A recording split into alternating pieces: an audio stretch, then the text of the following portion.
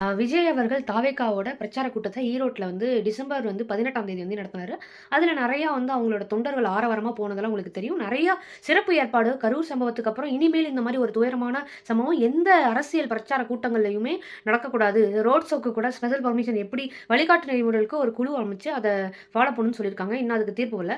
So அதனால ரொம்ப எதிர்பார்க்கப்பட்ட இந்த ஈரோடு இது பயங்கரமா ஏற்பாடு பண்ணி நெறைய அவங்களுமே கட்சி சார்பா நெறைய இந்த மாரி பெர்மிஷன்ஸ்லாம் நீங்க ஃபாலோ பண்ணணும் அப்படின்னு சொல்லியிருந்தாங்க. நிறைய ரூல்ஸ் எல்லாம் அவங்க ஃபாலோ பண்ணியிருந்தாங்க. பெர்மிஷன்ஸுமே வாங்கியிருந்தாங்க.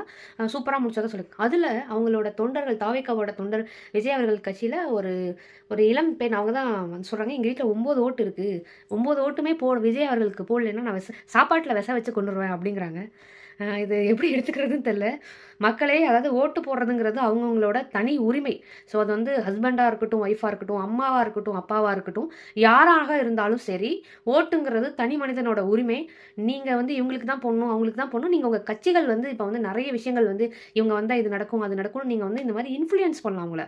பட் என்னன்னா, இந்த மாரி இந்த கட்சி வந்தா இதெல்லாம் செஞ்சு குடுப்பாங்க, இதுல முன்னேற்றம் அடையும். இந்த மாரி வேணா பேசி பண்ணலாம். ஆனா நீங்க போட்டே தீரணும்னு யாரையும் எந்த கட்சியுமே, இந்த கட்சியில இந்த பொண்ணு கிடையாது. யாருமே இன்னொருத்தவங்கள வற்புறுத்தக்கூடாது. இத ஃபர்ஸ்ட் வெளியிலயும் சொல்லக்கூடாது. அதுதான் இந்த தேர்தல் ஆணையத்துல நம்ம பின்பற்ற வேண்டிய ஒரு விஷயம். அதனால நீங்க யாரும் ஃபோர்ஸ் பண்ணாதீங்க.